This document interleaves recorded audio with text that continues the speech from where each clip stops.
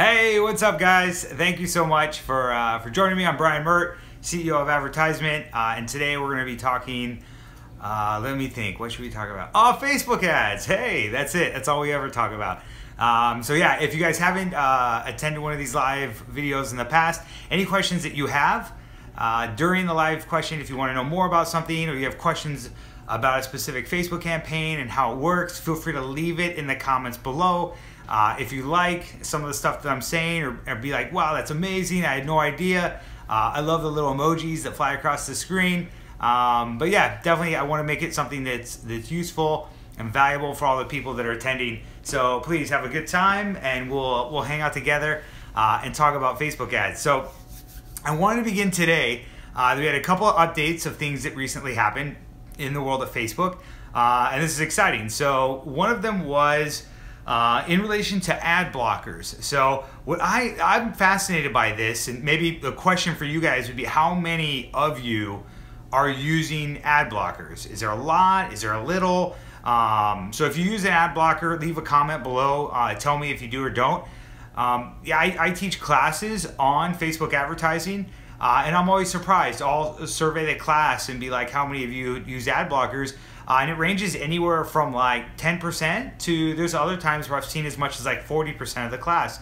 So it always is surprising that it's kind of a range of how many people do. And basically an ad blocker is nothing more than, something that blocks ads from your browser or from your mobile phone. And there's things that have the ability to stop showing the ads that advertisers are placing. So if you're a Facebook advertiser, this is definitely something that you should be aware of or understand how it works. But what happened was eMarketer did a report on this, and they were predicting that this year there'd be about 25% of people that use ad blockers. And what they were saying though in the article, which I found fascinating, was that there's now tools that publishers are using, so people that have websites, that detect if someone has an ad blocker, and it says, hey, we're not going to show you our content until you disable that so that we can make money from our content, because that's how publishers are making money, through ads showing on their site. So anyway, I found it super fascinating, the fact that people are like, I want to get rid of ads, and now publishers are like, well, we're going to get rid of the content that you're looking for. And so it's just kind of like a thing going round and round.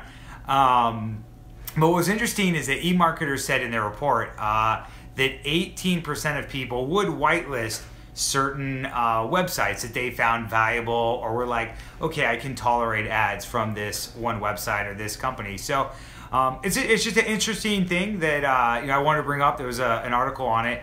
So hey, I'd love to know what you guys think about ad blockers. Are they great? Are they horrible? Should they work? Should they not work? What are your thoughts? Tell me in the comments below. Another update that came out this week was that Facebook is bringing new masks and filters to Messenger video chat. So just somebody saying, if you think about this, when you use FaceTime, it's only like this right now, like it's you and me. But now what Facebook is doing is through Messenger, you can now start to put in mask on yourself or filters or being able to change how you're looking while you're interacting with someone, which, to be honest, it's just more fun. And so that's kind of their attempt to be able to start to, allow some more fun options while people video chat. Some of the ones that they had in there were like joy, anger, sadness. Those are some of the like emojis that you can use during the process as well. So anyway, if you haven't done it yet, check out Messenger. And if you do a video chat, you'll now be able to see that you've got some new options that are available for you. The third update that I wanted to do, now this was an article in Forbes that was great, and it ran over a couple of points in regards to businesses. And really the question that businesses have is, should I be using stories on Instagram or on Snapchat for my business? If I'm trying to grow, do I do everything on all social media platforms, or do I only focus on one platform, and which one should I focus on? Is it Instagram? Is it Snapchat? And so what they did is they listed a couple of bullet points that I thought were really, really insightful to be able to talk more about which one should you do. So the first one was that Snapchat has a higher rate with millennials, but Instagram has a higher overall user base. So there's more people on Instagram, but there's more millennials on Snapchat. So to some extent, if you are looking to reach a younger audience or a younger demo, then Snapchat is definitely a place that you want to go. If you're just trying to get more people to be able to see your ads, then Instagram may be the way that you want to go, or more people not see your ads to see your stories. Number 2, you can tag Instagram users in stories, but you can't do that on Snapchat. So what that means is, as you're talking about things, you can reference someone else that you're talking to, or that may have been in the conversation, or a joke, or something that you're talking about, and you have the ability to kind of have that social connection, where Snapchat is just me broadcasting out to my friends. So that's, again, something that you should consider. The third thing that they have is, if your Instagram account is verified, you have the option to add a URL links at the bottom of any story. Now, again, this is a really powerful feature for businesses, because generally you want people to do something or to go somewhere where you're trying to show them a product or a service, or to generate a lead or anything like that. So this is an option that you have with Instagram, but you don't have with Snapchat. The fourth one that they had was Instagram accounts with the most users are the ones that show earlier in your list. So the upside here is, as you invest in Instagram and growing your user base, there's a value to you and your stories being shown to other people. Whereas on Snapchat, only your friends are able to see who you have. So there is an upside to having a large audience on Instagram.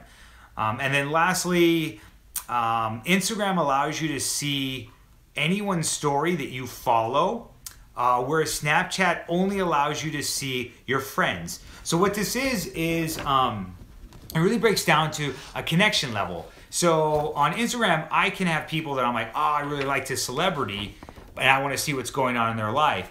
On Snapchat, I would have to go to that same celebrity, and if that celebrity didn't accept my request, or have someone working on their social media account that accepted my request, I would never be able to see what that celebrity is doing or what type of snaps they're putting out. So, again, a big factor in relation to, the ease of a large amount of people being able to connect with you and follow with you. So anyway, those are the thoughts from there. I thought they were actually really great tips on how to be able to which of the two platforms should you be using. And then finally, this is what I was excited about. AdExpresso released an article this week that these guys always are putting out great articles on their blog, and they put out one in relation to a headline, which were hacks to be able, 5 to 7 hacks that you can use to be able to get better results from your Facebook ads. And I just wanted to run through a couple of ones really quick, and just because they were so good. If you guys are creating Facebook ads, you know that a lot of times, just a little bit better, click-through rate or an ad can make all the difference in getting that relevance score higher, and then decreasing, what you're actually paying to Facebook, and more about what you're getting. So some of the things here, let me run through them. The first one was, these are hacks that you can be able to use to improve your Facebook ads in regards to the headline. Number one was the testimonial.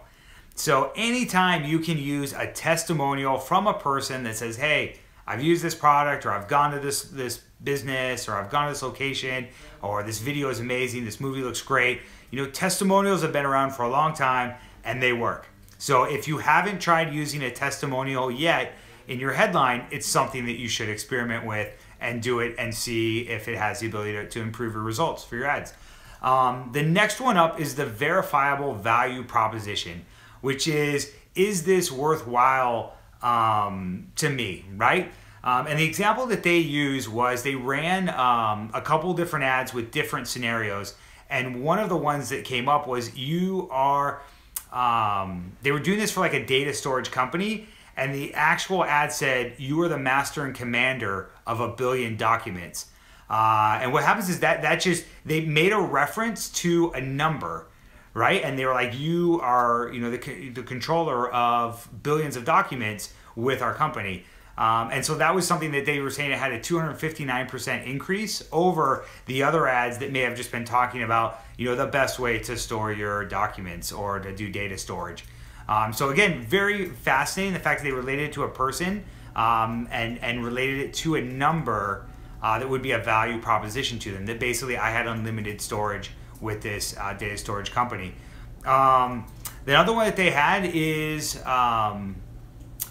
the list. So, what is the list? People are busy on Facebook. People are moving quickly. They have short attention spans. So what is a great way to be able to get their attention? A lot of times it's a list. Being able to list out, hey, there are 3 things that you need to know, or 4 tips, or, they help us organize and be able to kind of compartmentalize the data that may be there. And so this just generally work well. So if there's a way that you can be able to include a list or structure into the copy that you're using, that has the ability to perform much better.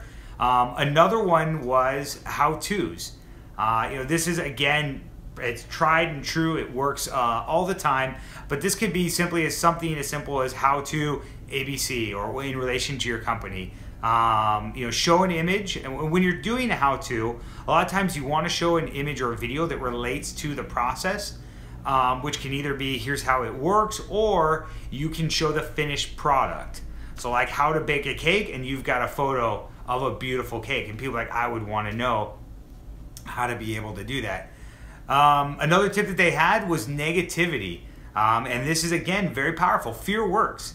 In the right way and done the right way, it's a strong motivator to get someone to do this. And this a lot of times are things like, never miss out, or this is the worst option, or the worst outcome of this scenario.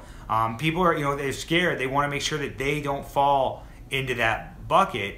And they had an actual example here where they're explaining from Outbrain that ran some tests on this, and they're saying fear-based headlines in general have a 69% higher click-through rate than kind of some of the regular ones that we do. So if you haven't tried introducing, fear or negativity or some sort of missing out or a negative aspect relation to what happens if a person doesn't use your product or service, that's something you may want to get into your rotation of potential ads. The next one was to ask questions. This is a very powerful, it's a two-way conversation. This works very well with social, because people can engage and interact back with your questions. These can be things like, did you miss out on, whatever, and insert the opportunity, or do you hate paying for blank, right? And find the things that relate to your business or your product or service, and then ask them a question about why, what is the pain point that causes a person to come and use your business, and focus on that. Another one was the cliffhanger. So this is, or what, J.J. Abrams has an awesome TED Talk where he talks about a mystery box. And if you've never seen it, it's one of my favorite TED Talks. And he basically says, hey, I've got this box up on my shelf. And he was like, I've never opened it. I don't know what it is. I got it a long time ago, but I've never opened it to see what's inside. And he says that's what he uses as his kind of baseline when he's writing stories or movies, is I always try to have a mystery box somewhere in every scenario where someone doesn't know what's there. And if I ever open the mystery box, I'll introduce another one down the line. And so this is the same thing with the cliffhanger, which is simply infusing a headline with curiosity. So rather than like, buy this, buy this, buy this, you're piquing their interest, saying, hey, what's in here, what's going on, and be able to draw the users in from there. Some of the examples that they had here, when it comes to the cliffhanger, was in relation to, they were saying, like a great copy would be, when Disney, eBay, and Marriott need SEO help, here's what they do, right? So all of a sudden you're curious about that. Well, what is it that they do? Do they do something different than me? Do they know something that I don't want or that I don't know already? So it's very much like you're pulling back a little bit of the curtain but you're leaving them with that little mystery box to be like, hey, you want to know what's in here, don't you? You're building mystery around something, and then people will come and always be like, hey, I want to know what's in there. Another option that they had that was a good sort of ad copy was Shark Tank star reveals a brilliant tip for paying off a mortgage. So again, something that's very you're curious about that. What is the tip? What do I need to do? Does Shark Tank stars are obviously maybe smarter than me. They have more money. Those type of things. You're like, well, I want to know what they know, and that's very much the cliffhanger of the mystery box, to where people have the ability to learn more about that. So those are the tips for today on how to improve your headline for Facebook ads. If you guys have any questions, you can always leave them in the comments below, and we'll come back and we check old episodes from there, try to answer them as they come up. But I want to thank you guys so much for joining me. I hope you have a fantastic weekend, and I will see you later. Bye, guys.